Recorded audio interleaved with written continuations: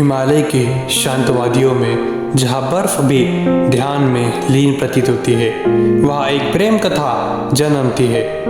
यह कोई सामान्य प्रेम नहीं था, यह इच्छा का नहीं, समर्पण का प्रेम था। यह आकर्षण का नहीं, आत्मा के मिलन का प्रेम था। महाशिवरात्रि केवल एक पर्व नहीं है, यह उस पवित्र रात्रि की स्मृति है जब तप और बल और प्रेम एक हुए। आज हम सुनेंगे शिव और पार्वती के उस दिव्य मिलन की कथा। सती का वियोग। राजा दक्ष ने एक भव्य यज्ञ का आयोजन किया। सभी देवताओं को निमंत्रण मिला, परंतु शिव को नहीं। सती ने पिता के यज्ञ में जाने का निर्णय लिया। वह उनका और शिव का अपमान हुआ। अपमान केवल शब्दों का नहीं था, वह अपमान प्रेम का था।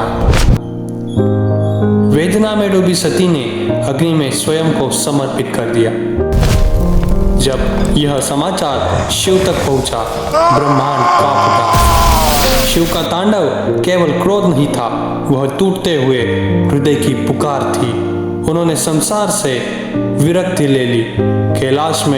कैलाश की गुफाओं में चले गए।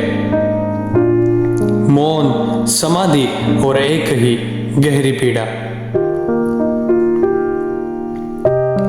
फिर होता है पार्वती जी का जन्म। समय बीता। हिमवान और मैना के घर एक कन्या जन्मी। नाम रखा गया पार्वती।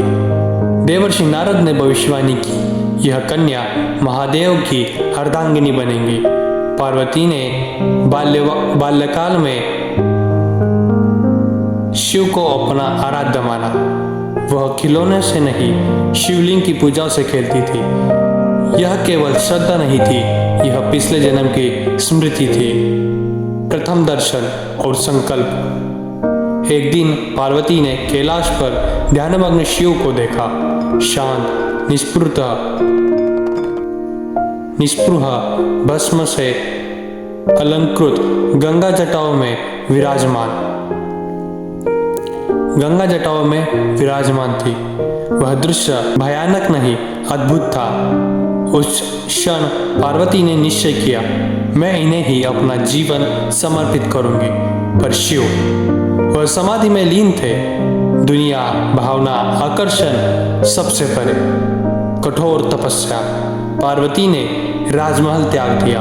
पहले उन्होंने फलाहार किया, फिर केवल पत्तों पर जीवन बिताया, फिर केवल जल, अंत में केवल वायु।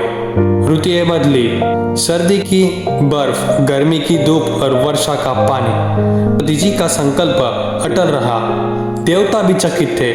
उनकी तपस्या केवल शिव को पाने के लिए नहीं थी, स्वयं को शिव के योग्य बनाने के लिए थी। परीक्षा। शिव ने पार्वती की निष्ठा पर रखने का निश्चय किया। वह ब्राह्मण का रूप धारण कर आए।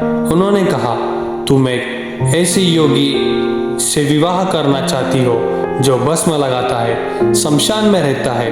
पार्वती जी शांत रही। उन्होंने उत्तर दिया, जो संसार को त्याग सकता है वह प्रेम को अपमानित नहीं करेंगे। जो मृत्यु के बीच बैठ सकता है वह जीवन का सच्चा अर्थ जानता है। उनकी वाणी में अहंकार नहीं, आस्था थी। तभी शिव ने अपना वास्तविक रूप प्रकट किया।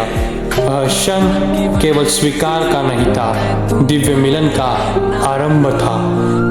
महाशिवरात्रि का दिव्य विवाह। वह पावन रात्रि आई, महाशिवरात्रि। देवता, ऋषि, गंधर्व सब उपस्थित थे। शिव बारात लेकर चले। गण, भूत, प्रेत सब उनके साथ थे। पार्वती ने उन्हें उसी रूप में स्वीकार किया। यह विवाह केवल दो व्यक्तियों का नहीं था, यह प्रकृति और पुरुष का मिलन था। ऊर्जा और चेतना का संगम था। विवाह के मंत्र गूंजे, हिमालय साक्षी बना, ब्रह्मांड प्रसन्न हुआ। महाशिवरात्रि का संदेश। महाशिवरात्रि हमें क्या सिखाती है? कि सच्चा प्रेम धैर्य मांगता है, कि सच्चा समर्पण में शक्ति है, कि तपस्या केवल जंगल में नहीं हृदय में होती है। पार्वती जी ने शिव को पाने के पहले स्वयं को पाया और शिव ने विरक्ति में रहते हुए प्रेम को स्वीकार किया। यही कारण है कि इस रात्रि को दिव्य मिलन की रात्रि कहा जाता है। अंतिम पंक्तियां। जब भी महाशिवरात्रि आए, जब भी आप दीप प्रज्वलित करें तो स्मरण रखें, यह केवल व्रत नहीं, यह उस प्रेम की स्मृति है जिसने तप को पिघला दिया। कहिए हर हर महादेव।